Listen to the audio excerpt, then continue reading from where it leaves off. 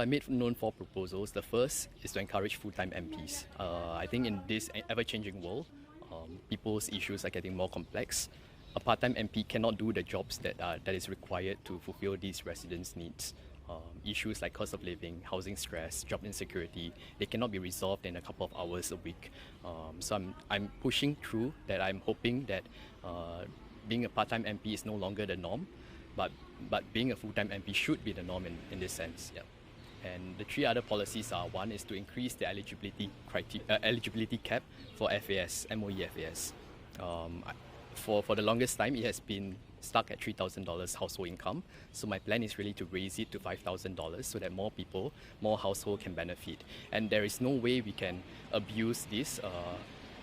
The FAS only supports a few things. One, school fees, school uniform, books, and transport and meal allowances for students. So there's no way one can exploit this. So just to increase it from $3,000 to $5,000 will cover 20% of the population in Singapore, 20% of the households in Singapore. The third one is really to increase the drink driving penalty. I think for the longest time, the Attorney General's chamber, they don't increase the drink driving penalty, even though the law allows for it. So if you plead guilty at first instance, if your blood alcohol level is below a certain range, you will get a fine and a disqualification. But I don't think that is enough. According to statistics recently, drink driving has been on the rise. I think it was 1.6k cases in 2023 and 1.7k in 2024. So with this rise, I think we need harsher punishments for drink drivers. So I propose a 2 weeks minimum jail term for those who drink drive. Yep. And the last one is to allow singles to own public housing as early as 21 years old. So it is not that we are gonna disadvantage the married couples. No, we would have a policy whereby, let's say if there's 1,000 flats given by HDB, 10% will be for singles allotment and 90% will be for married couples. And those under the age of 35 can ballot for the 10% share of the houses given out sold by HDB. So yeah. Okay, and can you share more about being an independent compared to someone who's being part of a party? What do you bring to the table in that sense? Yeah, for the establishment, they definitely get a lot of support from the party, donations and stuff like that. But in this campaign, I'm not receiving any donations. I will just have support of my friends and using the monies from my savings to put up posters, print brochures, give out flyers. So yeah, everything will be on me and my team to support. Yeah, so we plan in advance. That is why I left my job in January. We designed the posters, printed the posters in advance, and then my team has a volunteer that is very tech savvy. He created an application for me so that I could know which lamppost to put my posters on and when to take it down after the elections is over. So it's pretty helpful.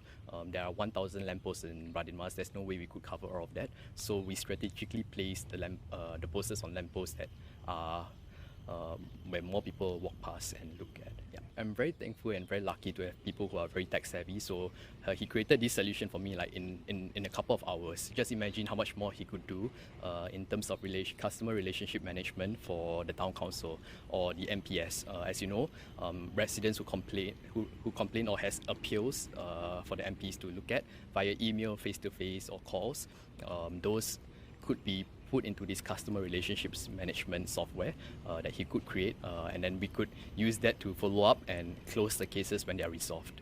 Okay, speaking of that, right, having walked the ground, can you tell us what are the needs of Radin Mas residents and how do you plan to address some of them? Yeah, so some of the municipal issues are really like they have rats issues, cockroaches, and a lot of mosquitoes. Not sure if they're from the project or Bacha or something else.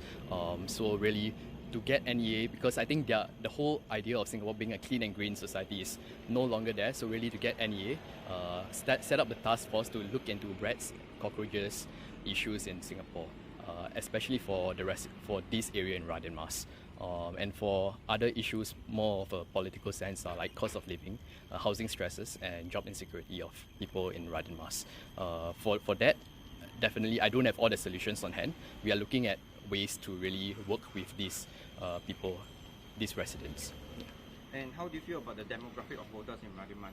Would that be an advantage or disadvantage? How do you see it? Yeah, so I think it's not so much about being advantageous or disadvantageous. It is more like how am I able to connect with seniors. As you know, Radin Mas has a lot of baby boomers above the age of 45.